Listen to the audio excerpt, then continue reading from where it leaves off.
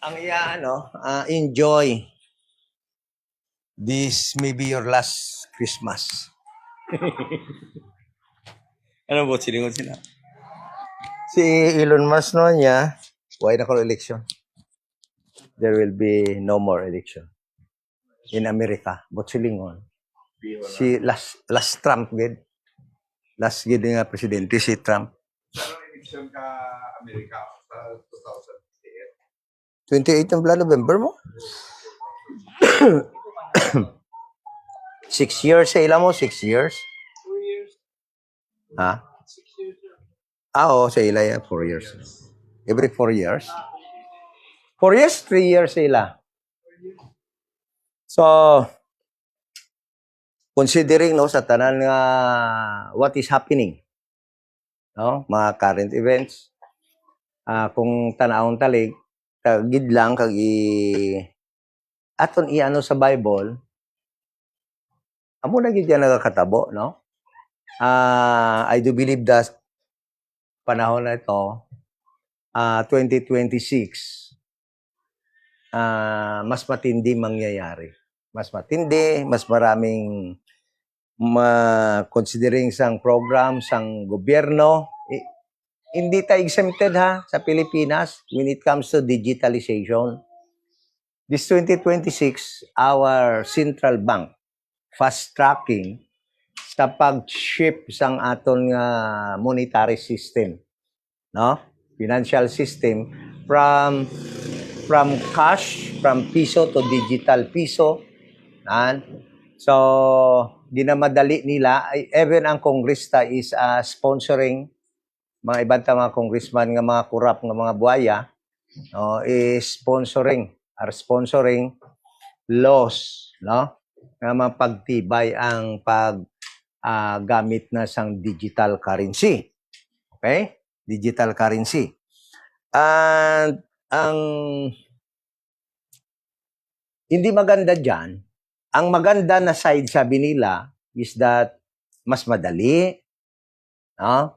Madaling access mo sa iyong pera. Kasi kung may pera ka sa bangko, through ano na lang, electronic transfer, ganoon. Convenience ang promise. But never na-discuss yung negative side.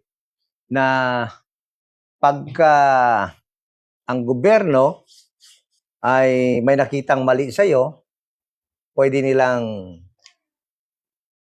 i-close or hindi ka na maka-access sa iyong account.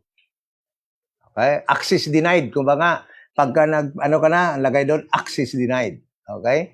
Then, naka-state pa yung violation mo. Ha? Kagaya sa China ngayon, ganoon. Ha? Ganoon na sa China. Sa China, wala na talaga cash. Ganoon na talaga. Pag nag-G-walking ka doon, may mali ka, automatic, kilala na yung mukha mo. Nakaganyan na lang.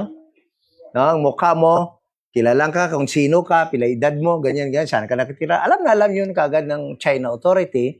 Then, yung fine, madidak na lang sa pera mo sa bangko. Without your permission, wala na. Okay? Pag consistently, gagawa ka ng mali against the government, isisira, close yung account mo. Wala ka na. Checkmate ka na. Ganon yung negative side nito. Sa UK, sige sila strike down rally against digital currency. But no amount, I do believe, no amount of rally can stop this. Why? Because 2030 is the target and hindi na talaga mapipigilan yon. 2030. It was announced, no? That is why the beginning of Soros,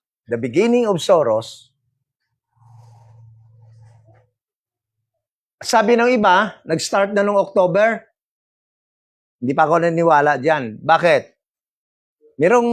Alam nyo, yung pinag-aaralan natin regarding dito sa timing and ng rapture and tribulation, meron ding mga, hindi ko rin nakita ng mga RD ito, pero meron din silang aral na nag-umpisa na raw ngayon ang 7 years tribulation noong October pa. Which I do not believe, no? Although na yung iba lang siguro nakikita na nila dahil sa mga current events, mga nangyayari na tugma din sa Bible. At but alam natin na yung signing of peace treaty is very important. At although na nag-sign na nung October ng peace treaty, alam natin hindi pa tapos yon. Kumbaga nga, partial pa lang yung agreement doon. Marami pa mga dapat ibutang sa agreement na hindi nasali, hindi pa napirmahan. That is why second phase, alam ko, yung December, merong pirmahan ulit nitong December na to. Second yon. And finally, I do believe, doon talaga mag-start ang beginning of sorrows pag na-sign na yung third part ng peace treaty na binobroker ni Trump. Okay? So siya yung nagbo-broker, siya yung nagsasalita ng peace, that there will be peace, but siya naman yung, sa ilalim naman siya yung nag-underground ng mga gira. So, it seems na yung ugali na yan, yun parang ugali ni, ni Satan. Deception. Okay? So, yun yung makikita natin sa mga nangyayari ngayon. And actually, even Saudi Arabia and UAE, no? Parang magkaibigan yan, pero sabi nila, war could erupt between these two countries. Bakit? Dahil mayroong binanatan yung Saudi Arabia doon sa Yemen na isa sa mga nagsusupply naman doon sa mga ay ang UAE. UAE yata yung United Arab Emirates, no? That is why para bangagan na rin tong dalawang ito. So, it seems na talaga yung sa beginning of sorrows is about to happen na yon? Ang sabi doon, there will be war, for nation will rise against nation. Parang gano'n na mangyayari, beginning of sorrows. So, assuming, sa akin pa lang ito paniniwala, pwedeng mali rin daw, pwede rin mali. Yung signing ng third phase, most probably, mangyayari, halimbawa, March. October, November, December. December, January, February, March. 3 months. Wala. 3 months, another 3 months. Pag nangyari ng March, ibig sabihin, beginning of sorrows. Start of 70th week of Daniel. Okay? 70th week of Daniel. Umpisa na. And that is full 7 years. Okay? So, na muna natin yung mga kalendar, no? Kasi, pwede naman na iano natin yung kung anong month ngayon, kung sa Jewish calendar, alam naman natin ngayon, sa kombinasyon ng ginawa nating Jewish calendar dito, yung timing na naman. Kagaya ng ng April, alam natin na Nisan yun. March and April, andiyan yung month of Nisan sa Jewish calendar. So, sabihin na natin March. Bibilang ka ngayon ng 3.5 years. So, March 26 is, ang first year niya is March 27, 1 year. March 28, second year.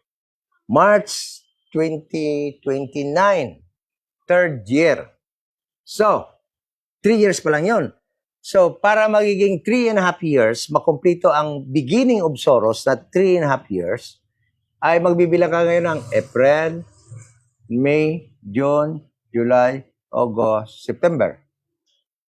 3.5 years sa September. So, ibig sabihin, September, no, which is Tisri, first month of their civil calendar. Sa Jewish calendar. Civil calendar nila. Kasi ang religious calendar nila, nakumpisa ng first month is Nisan, but sa kanilang civil calendar, nakumpisa Tisri, or month of September. So, ibig sabihin, September, no, which is prophetic, count ka na naman ulit. 3.5 years.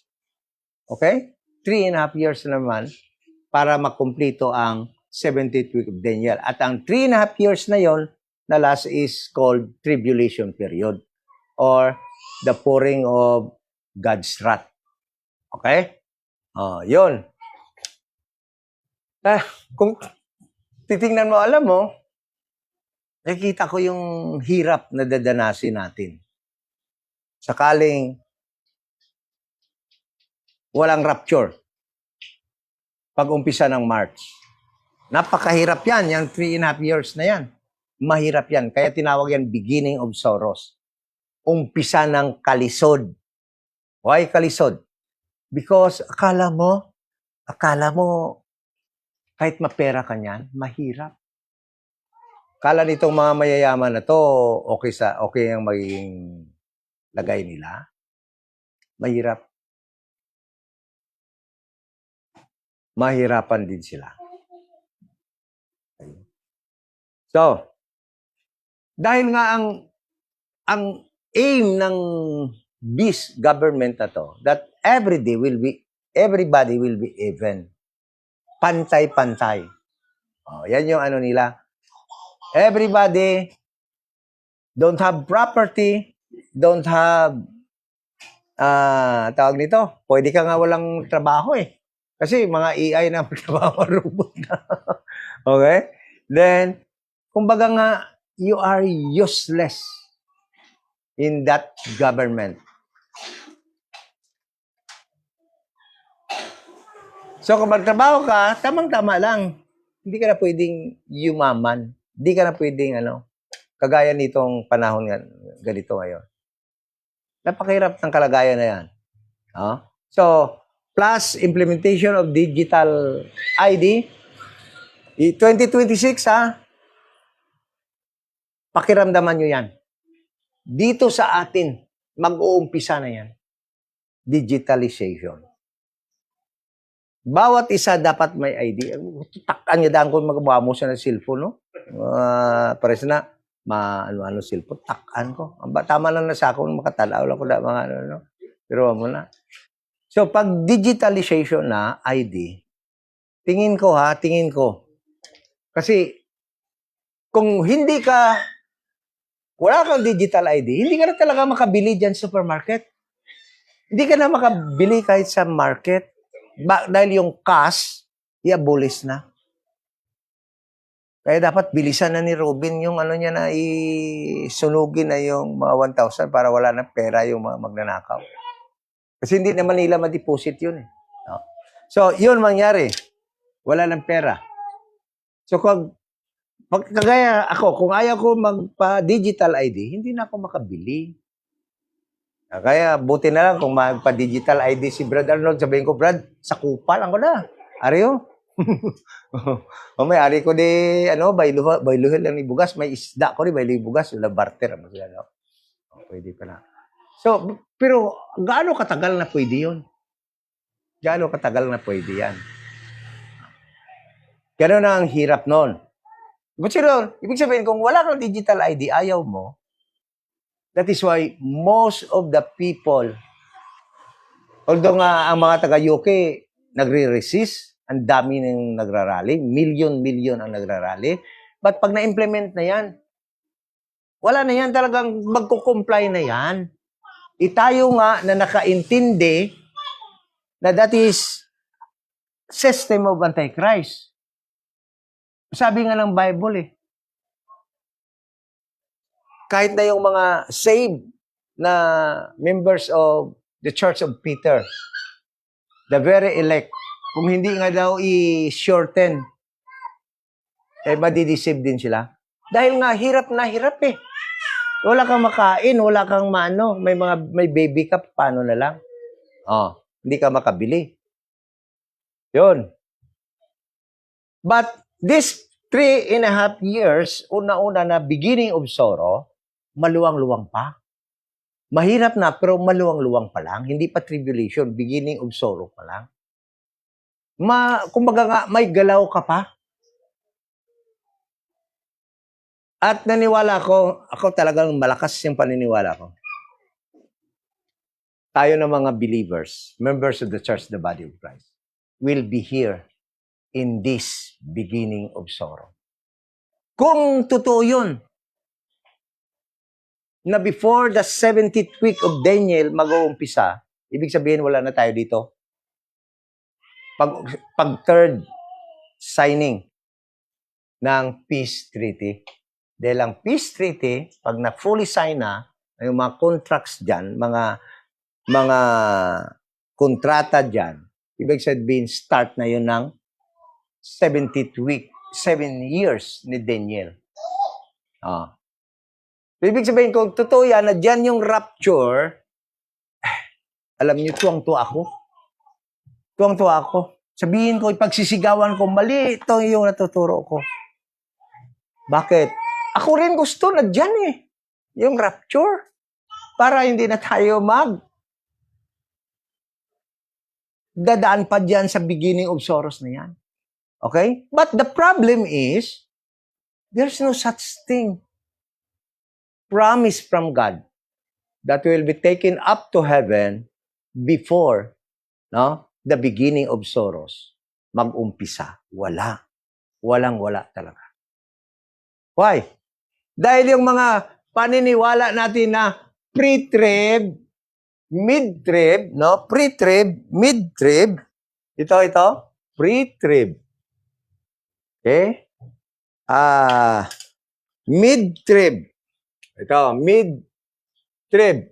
At sinasabi pa nila, post-trib ay pawang mga katuruan lamang ng mga theologians. Walang biblical backup. Okay? And for so many years now, we were fooled. Nabuwang tayo. Naloko tayo. Believing these three theological terminologies na mayroong pre-trib, mid-trib, but these terminologies, pre-trib, mid-trib, post-trib, are not supported by a single verse. No? Hindi kasi natin pwedeng lagyan ng mga pangalan yung mga events na talagang sinalaysay ng Panginoon na may sariling mga pangalan na. The first 3.5 years of Daniel's 70th week is called the beginning of sorrow. Hindi natin pwede tawagin yun na tribulation. Okay? Hindi natin pwede tawagin yun na tribulation. So, 3.5 years, no? 3.5 years dito. Ito yung 70th week ni Daniel. Okay? 70th week ni Daniel. Or 7 years ni Daniel, no? Or 7 years 7 years, no? It is 7 years na tinatawag na 70th week ni Daniel. So, bakit mayroong pre-trib, mid-trib, and post-trib? At napag-aralan na natin nung nakarang Saturday, yung pre-trib, no? Kaya kung yung mga hindi nakapanood pa, hindi pa alam yan, ay panoorin nyo yung video natin nung nakaraang Saturday night, no? Na i-discuss na natin doon kung paano lumabas yung terminology na post-trib. Dahil mayroong mga taong naniniwala that this 70th week of Daniel or 7 years, no, ay tinatawag nila na tribulation. Tribulation period. But The Bible says, Jesus Christ in Matthew chapter 24, hindi yan tinawag na tribulation yung 7 years. Kundi ang tinawag niya na ang 3.5 years na nauna is called, ano ito? Beginning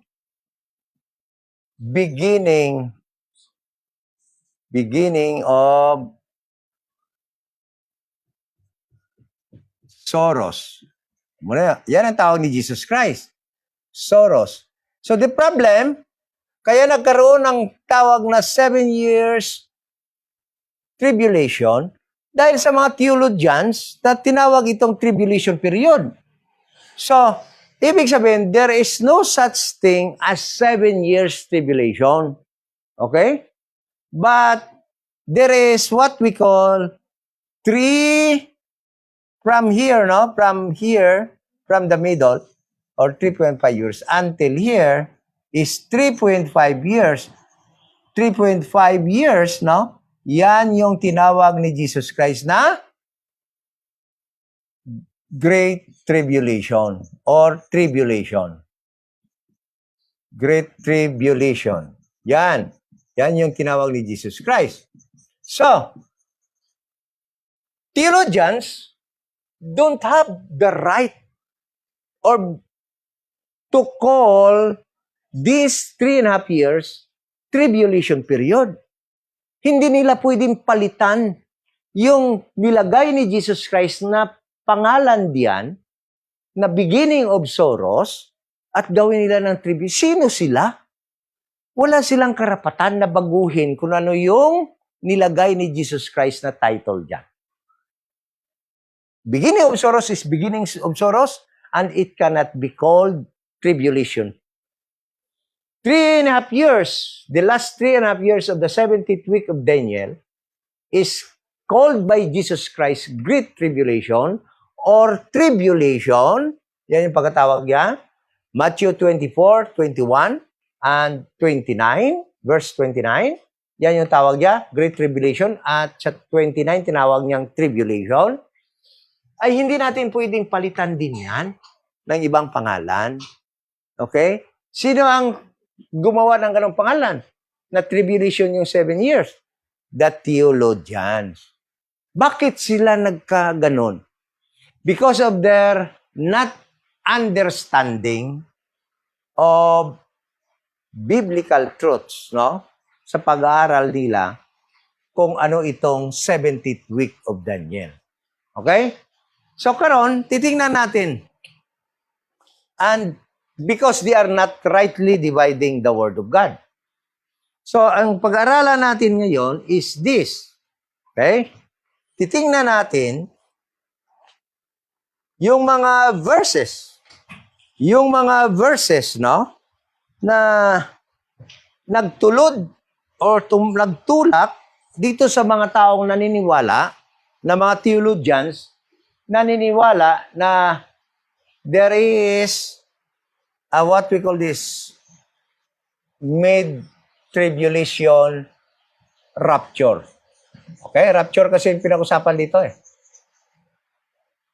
So, yung ibang grupo ng mga theologians naniniwala that the rapture is pre-tribulation. Here, bago mag-umpisa ang 70th week of Daniel, ang tawag doon, pre-tribulation rapture. Yan yung tawag nila. They are group, and we are part of that group before. When we were baptized, we do believe that the rapture will happen here. Because we believe that the 70th week of Daniel, the 7 years, 70th week of Daniel ay tribulation period. Hindi natin na-discover pa ito, hindi pa natin napag-aralan. Bakit napag-aralan natin yan? Bakit nakahulagpos tayo? Bakit nakaalis tayo sa maling aral na yon na mga theologian? Dahil nga nag-aral tayo ng Bible, ng sarili, rightly dividing the word of truth. Pag hindi tayo nag-rightly divide, patuloy tayo sa pagka-uto-uto natin, sa paniniwala lang kung anong sabihin ng mga theologians, ng mga pastor, ng mga denomination, ng Bible school, patuloy sana tayo doon, naniniwala sa mga terminology na ito. And as pre-trib believer dati, we do believe that there are group of people na naniniwala na ang rapture mangyari dito sa gitna. O kaya nga tinawag nila yan na pre-trib o mid-trib dahil dito raw mangyayari yung rapture. No? Dito pag-umpisa ng last 3.5 years ni Daniel. Okay? Diyan daw, kaya tinawag nila mid-trib. Sabi ng mga theologians. But nowhere in the Bible that will support that claim. No? Na mid-trib yan. Yes, alam nyo, the rapture, according to the Bible, no, will happen talaga before the 3.5 years. Dito talaga mangyari yung rapture. Okay? Bakit? Dahil nga, the Bible says that we members of the church, the body of Christ, will be delivered by Jesus Christ from the wrath to come. And the wrath to come na sinasabi dyan ay mangyayari dito ay ang 7 trumpets. Yan yung wrath to come. At 7 vials. Yan yung wrath to come. These are God's judgment on earth, no? To the unbelieving people of the earth. The people of the Antichrist, no? Na andito dito sa mundo pag-umpisa ng 3.5 years. Yan yung wrath to come. That is why, since God said that we members of the church will be delivered from the wrath to come, we do believe that the rapture is here. But never we call this as mid-tribulation rapture. Okay? The truth is, if we will use these terminologies, we should call this pre-trib rapture. Dahil nga dito nga yung tribulation. Ito ay hindi naman tribulation but beginning of sorrows. Okay? So, what lead to these theologians, Bible schools, and pastors na mag-believe that there is a mid-trib rapture? Ibig sabihin, they are also consenting dito sa study.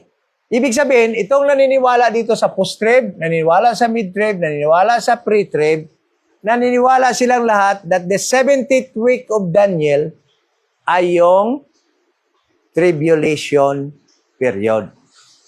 Disregarding yung tawag ni Jesus Christ that the first 3.5 years is called by Christ the beginning of sorrows. Mga kaibigan, kapatid, ibang-iba yung beginning of sorrows from tribulation period. Ibang-iba yun. Ibang-iba. At ano na natin yun, napag-aralan na natin yung kaibahan. Kaibahan ng time, kaibahan ng mga pangyayari, no? Ibang-iba dito sa Great Tribulation. That is why Christ did not call this tribulation but only the beginning of sorrows.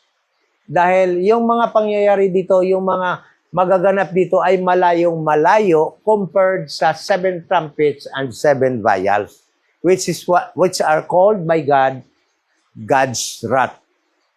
Okay? So, ngayon, titingnan natin yung mga verses na pinaniniwalaan nila ng mga naniniwala that there is mid-tribulation rapture. Kung ano yung mga verses na yon. So, before that, let us pray. Ama na banal, salamat po sa opportunity. Kahit na maulan sa ang panahon ngayon, magkasama kaming mga magkakapatid, makapag-fellowship sa iyong mga salita, makapag-fellowship physically, upang ma-encourage, ma-lift up, ma-edify ang bawat isa sa amin sa mga matutunan namin sa mga pag-aaral na ito. Thank you so much kahit na sa aming mga kapatid that are online sa pag-join sa amin sa Bible study nito. We pray in Jesus' name. Amen. So first, sabi nila, the rapture will happen daw, tawag nila mid-trib, dahil because of Matthew chapter 24, no? Doon mismo. Matthew 24 verse 15 to 21. Ito yung sabi nila. So basahin natin. When ye therefore shall see the abomination of desolation spoken by Daniel, the prophet, stand in the holy place, whoso readeth, let him understand. Then let them which is in Judea flee into the mountains. Let him which is on the housetop not come down to take anything out of his house, neither let him which is in the field return back to take his clothes.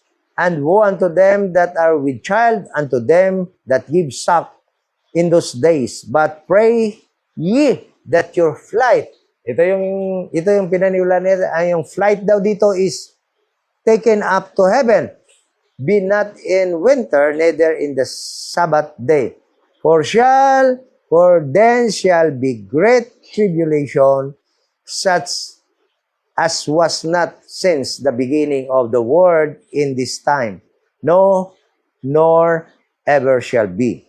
So, because of these verses, no, many theologians believe that these verses pointing that the rapture will happen, sa tinatawag nito, in the next, before the next, or the last 3.5 years of 70th week of Daniel will happen. Why? Dahil nga, because of verse 20, no, that, but we pray that your flight be not in winter. Na ibig sabihin daw niyan is, these people will be taken. No? Flight means, will be taken daw up to heaven. Then sabi niya dito, then shall be great tribulation. So, ibig sabihin, the rapture raw is dito dahil nga ang naniniwala sila na ang last 3.5 years of 70th week of Daniel is the great tribulation. At ito daw ang first 3.5 years is tribulation. So, ibig sabihin, andito pa raw yung mga saved. Dahil nga dito pa daw, sabi dito pa daw yung flight nila bago ang Great Tribulation. That is why, alam nyo, napakadelikado. That is why I am giving time for this lesson dahil napakadelikado pag naniniwala ka talaga sa mga theologians. Bakit? Mid-tribulation rapture, they believe because tribulation daw dito, umpisa dito, pagka dito, tribulation, at andito pa raw yung mga saved, which I do believe na andito pa nga rin tayo, members of the church, the body of Christ. Pero, hindi nila alam na yung mga saved dito na pinag-uusapan, sino?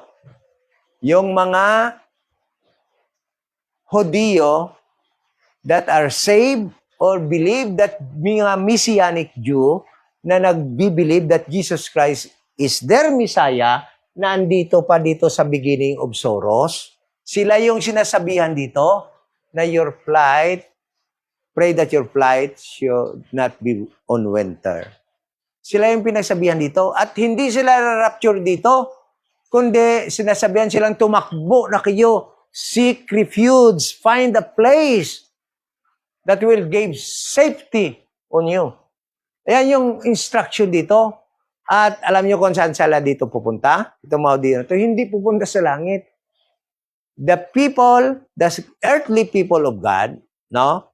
The group of Peter that believe Jesus Christ is their Messiah, their King in the kingdom, will never go to heaven. They will be brought by God in His kingdom on earth for 1,000 years, for 1,000 years. At pupunta sila doon sa mga lugar, sa Ephesus, saan yun?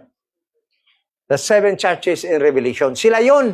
Sila yung magtatago doon at poprotektahan sila ng Panginoon. This verses does not speak about rapture. Bakit ganun ang pagkaintindi nila? Because of not understanding that we members of the church, the body of Christ, have different program, different instruction from Romans to Philemon. So whatever instruction here, in these verses, in Matthew, Mark, Luke, and John, does not pertain to the church, the body of Christ, the church of this dispensation of the grace of God. So, whatever nabasa niyo dito, ay tungkol yun sa church, the group of Peter, the Messianic church, the little flock. Okay? Sila yung sinasabihan dyan. So, mid-tribulation terminology is not in the Bible. The truth is, kung maniniwala tayo dito, this one is wala ito. This one is wala ito. Ito na nga lang ang nabilin. Dito, pwede mo pa itong tawagin, kung naniniwala tayo dito sa mga terminology, pwede mo pa itong tawagin na pre-trib. Dahil ito nga yung tribulation period, ang last. But we do not believe these terminologies. We believe that we members of the church, the body of Christ, will be taken up to heaven before the pouring, the sounding of trumpets, and the pouring of 7 vials, whom God called as the coming wrath, or the wrath to come, in which we members of the church, the body of Christ, Jesus Christ delivered from. Gin-deliver tila ni Kristo. Never in the Bible, kaya ito never in the Bible, we can read a verse that God promised that the church, the body of Christ, will be delivered from the beginning of sorrows. Wala.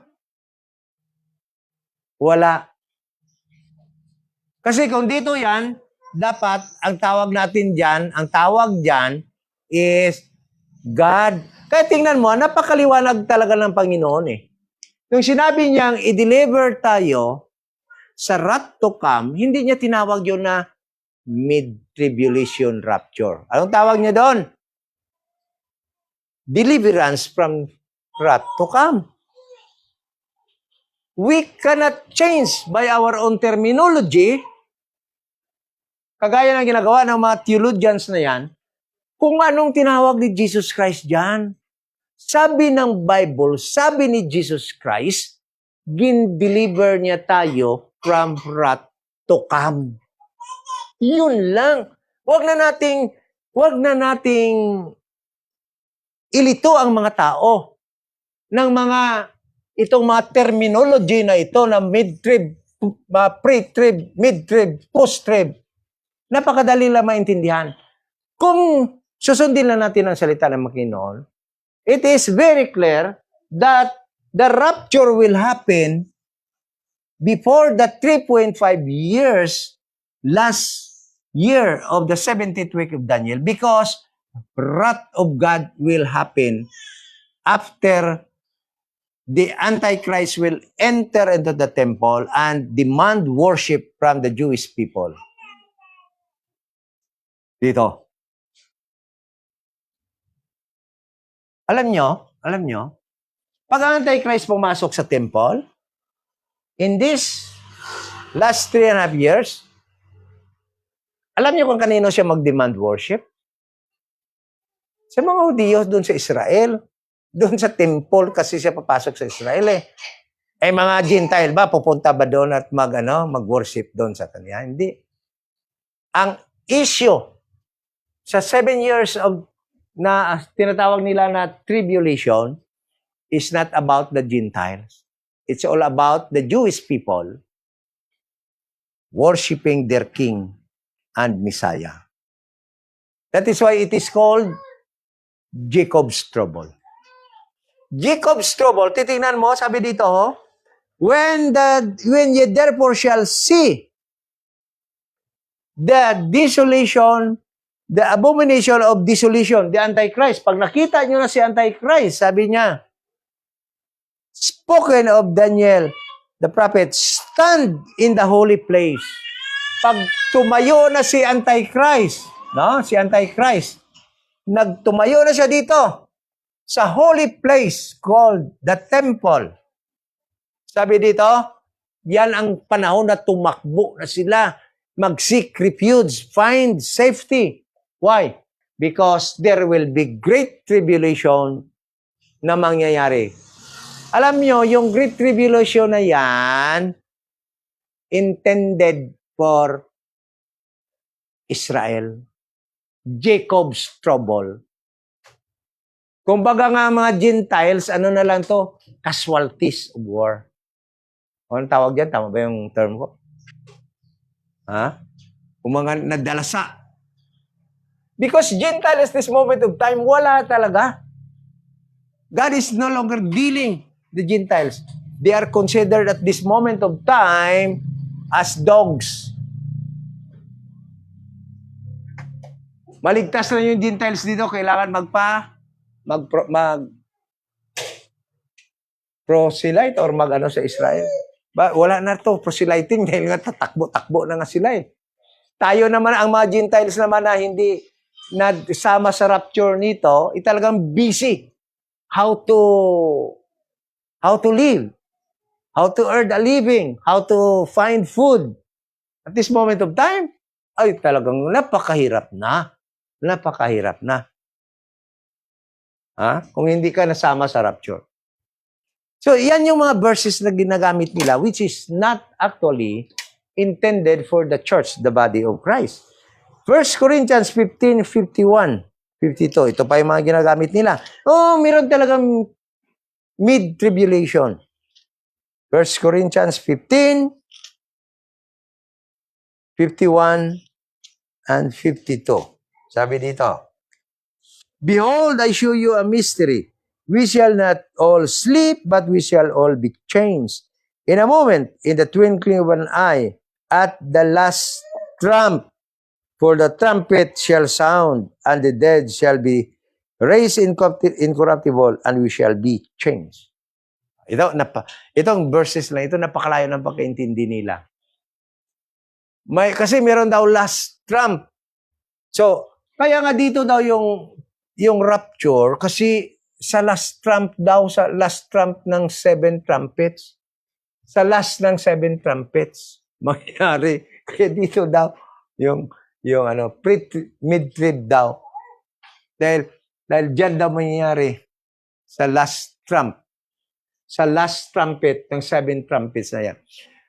Mga kapatid, yung trumpet dito na sinasabi ay walang relation sa 7 trumpets na magsasound sa tribulation.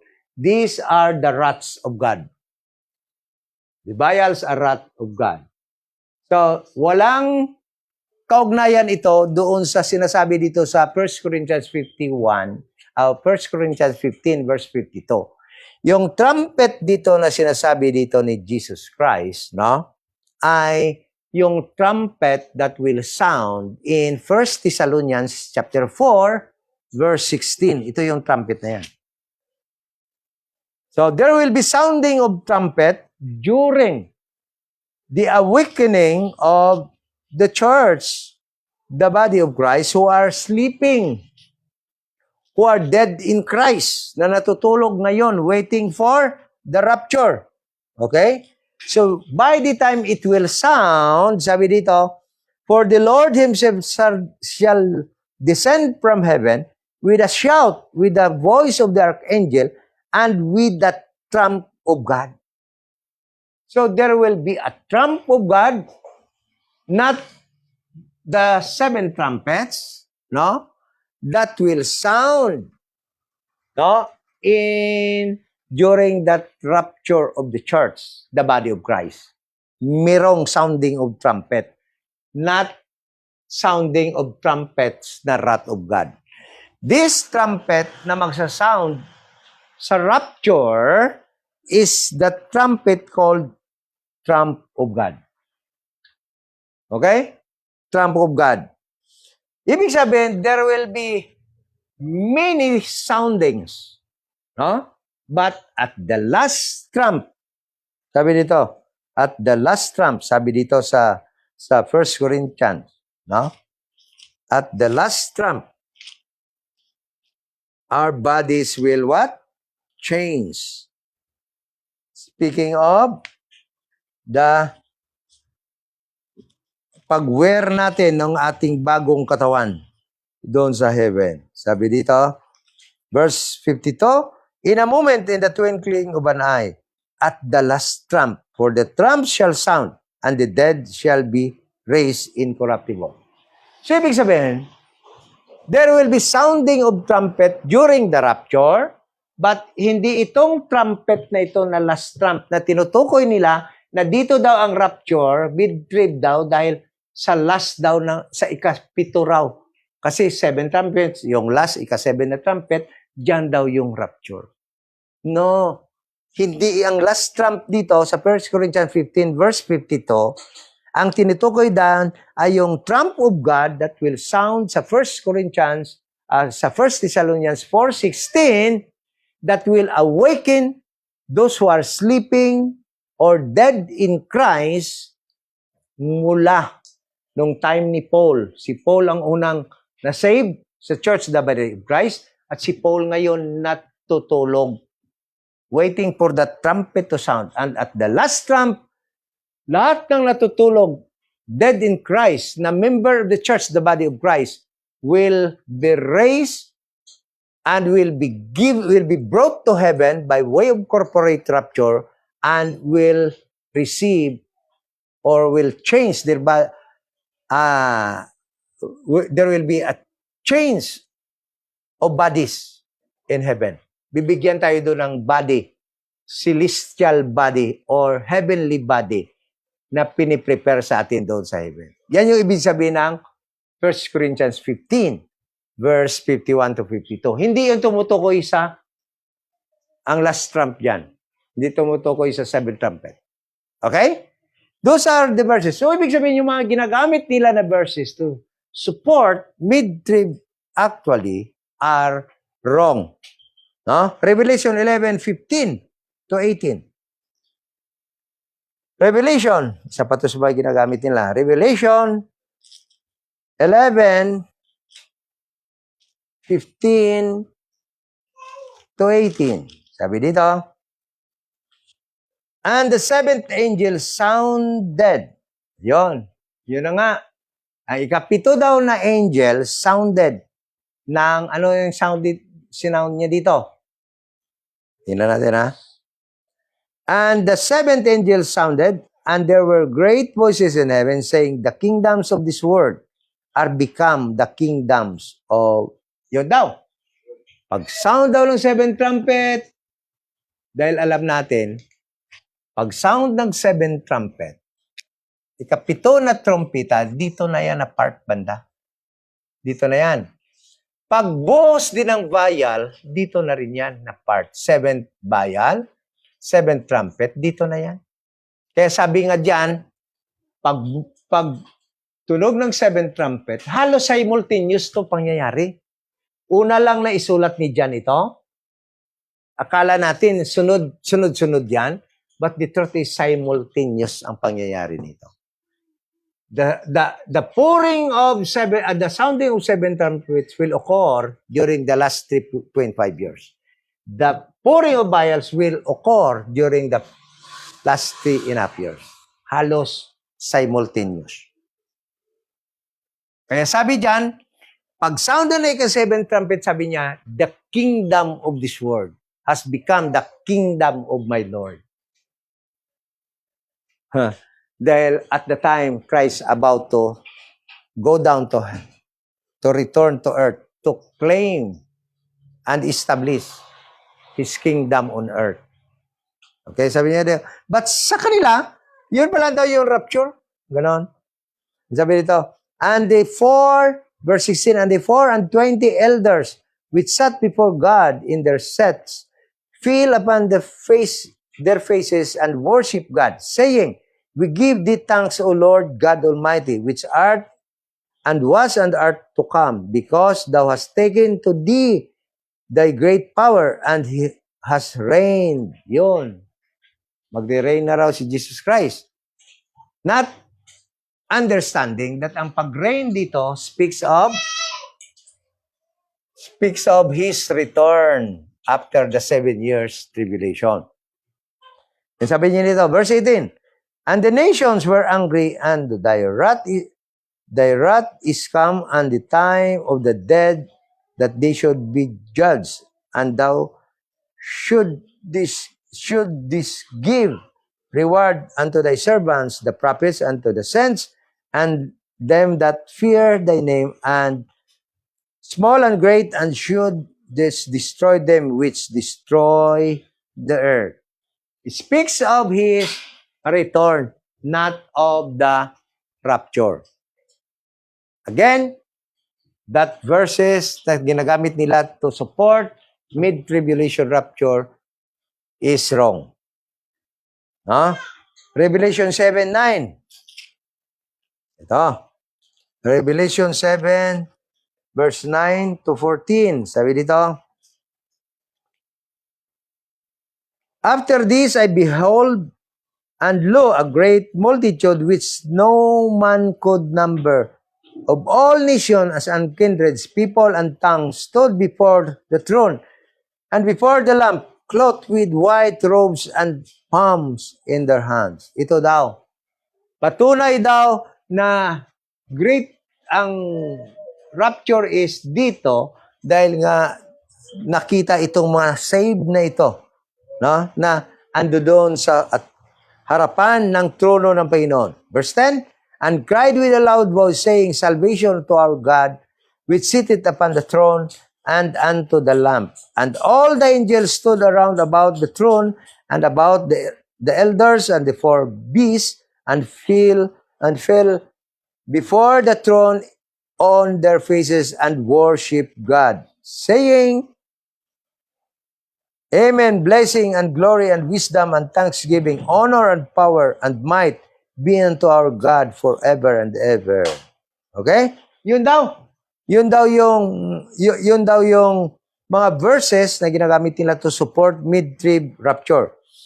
Verse 14, And I said unto him, Sir, thou knowest, and he said to me, These are they which came out of great tribulation. Oh, meron pa raw na rapture na kasama sa galing sa great tribulation.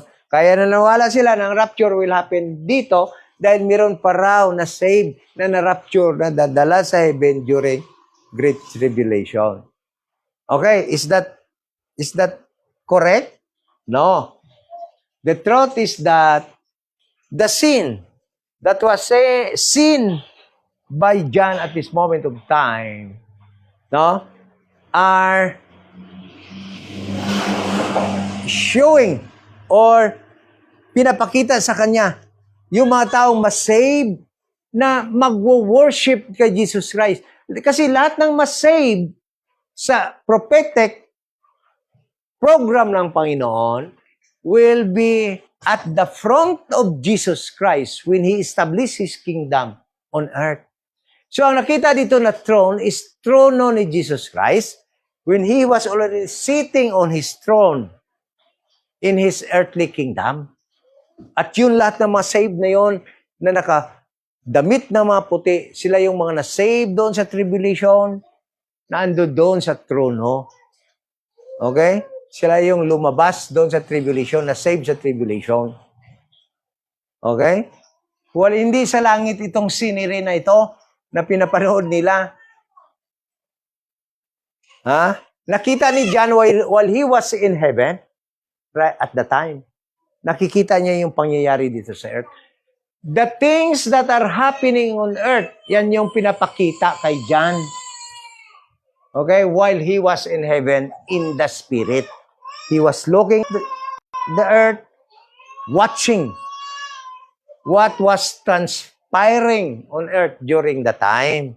Hindi yung pangyayari sa heaven, kundi yung pangyayari sa earth. So nakita niya, Jesus Christ sitting on His throne in His earthly kingdom, and these people, ando doon sa harapan ni Jesus Christ, wearing white clothes. And according to John, to the angel, these are the people who came out from great tribulation. From great tribulation. From tribulation. Hindi dito, but from great tribulation. Sila yung mga na-save dito sa great tribulation. Sila yung mga tumakbo doon sa, saan? Hindi nga sinabing mga patayan eh. Sila yung tumakbo doon sa, nagtago doon sa 7 churches ng Revelation. Okay? So, there is no pre-trib, and there will be no rapture here before the 70th week of Daniel, because there is no promise of God that will be delivered from the beginning of sorrows. Yung promise ng Panginoon is that we will be, Jesus Christ delivered us from the wrath to come. So the wrath to come that sinasabi diyan ni Jesus Christ is the 7 trumpets and the 7 vials, God's judgment on earth in this last 3.5 years, called the tribulation period, the day of the Lord, or the day of wrath. Yan yun.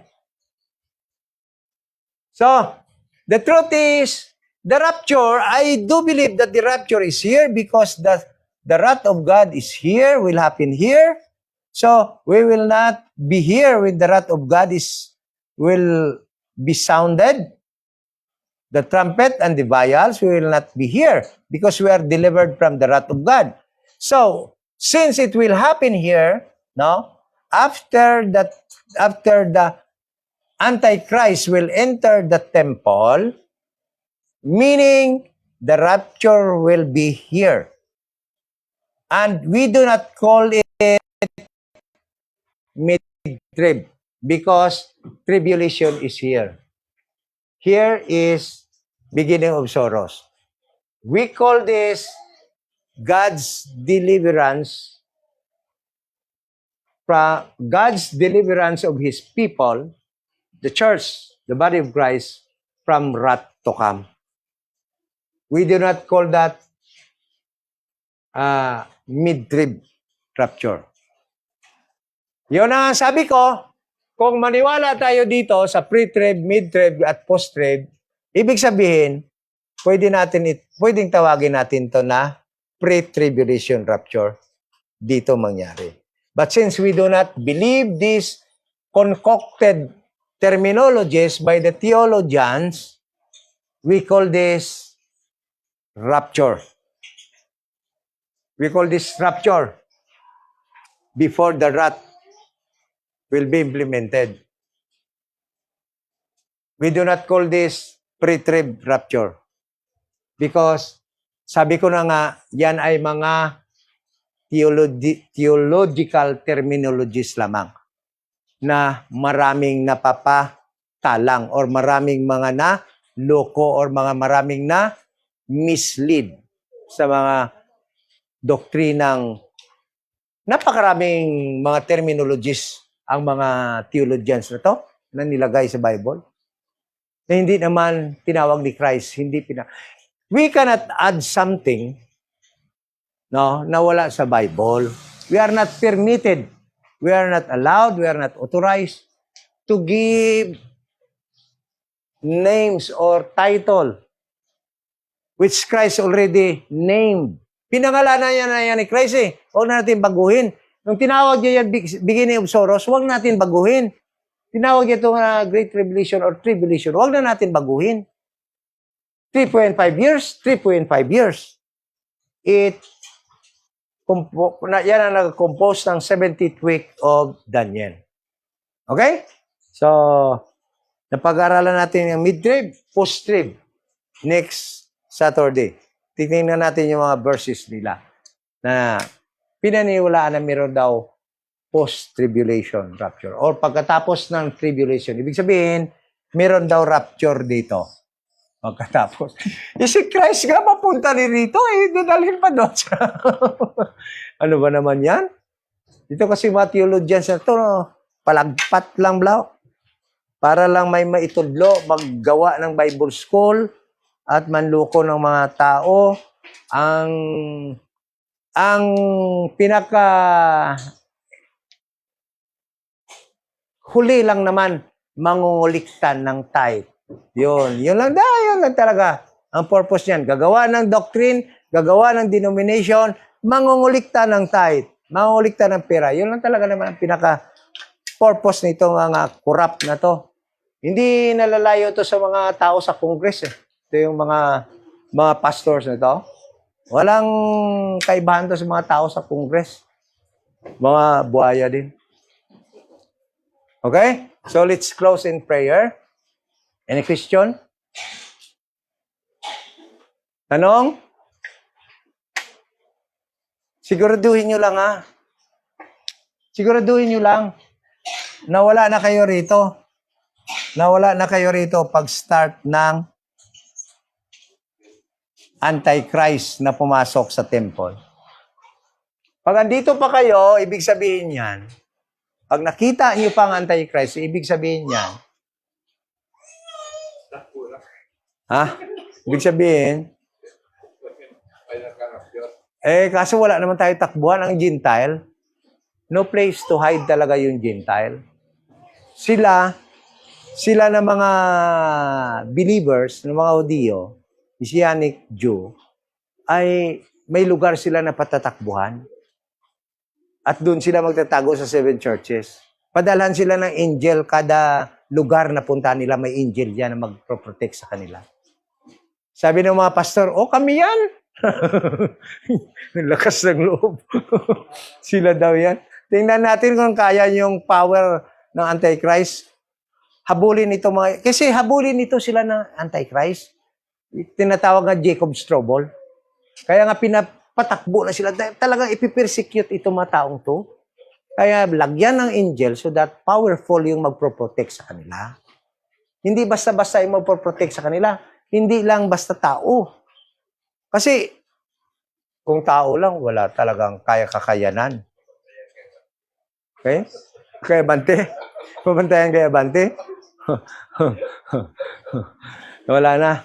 Baka sumabay na yung kay Akop. Siyempre, ako billions. Yung sinabi niya yon, yung kausap niya, yung mga members niya. Di ba? Sino sa mga members niya yung may billionaires? Wala naman. Siya lang. Dahil malaki yung allocation niya, insertion. Billion. 6 billion? 6 billion, wala ka naman pinagawa doon sa lugar mo, di ba? Ibig sabihin, nandiyan lang sa'yo. May project ka man doon eh. Hausaw lang.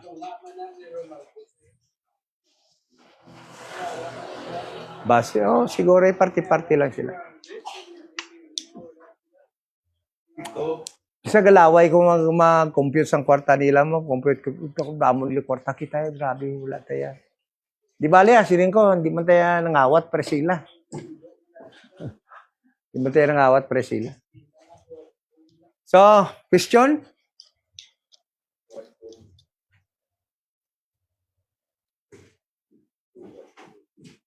The rapture will happen here before the Antichrist will enter the temple, but we do not call this as mid-trib. We call that rapture. Rapture of the church. Kasi lang naman nangyari yung mid-trib yan. Dahil sabi nila, lahat daw ito na 7 years is tribulation. Kaya mid-tribulation. Yan. Maling-mali. Okay. So, para makapag-fellowship tayo, let us close in prayer. Ama na banal, salamat po sa Bible study, salamat sa kaalaman, salamat sa katotohanan na aming nalaman. At yan sa pamagitan lamang ng guidance ng Holy Spirit that is in us, helping us understand your words. Salamat man sa mga utod, kapatid, encouraging one another, pagpatuloy, kahit na ganito lang ang aming bilang, ay andito kami. Patuloy, nag-aral yung masalita, naghihintay ng panahon na kunin mo kami. Although, alam namin that the beginning of sorrows is about to come, ngunit we are prepared dahil alam namin na mangyayari yon, maranasan namin yon. But, ang aming ikinagagalak ay iyo kaming dineliver sa time na ibubuhos mo na ang iyong mga galit, ang iyong wrath sa mga tao dito sa mundo na kumalaban sa iyo. Salamat sa katotohanan. We pray in Jesus' name. Amen. At salamat sa mga pagkain naming pagsaluhan ngayon. Thank you so much in Jesus'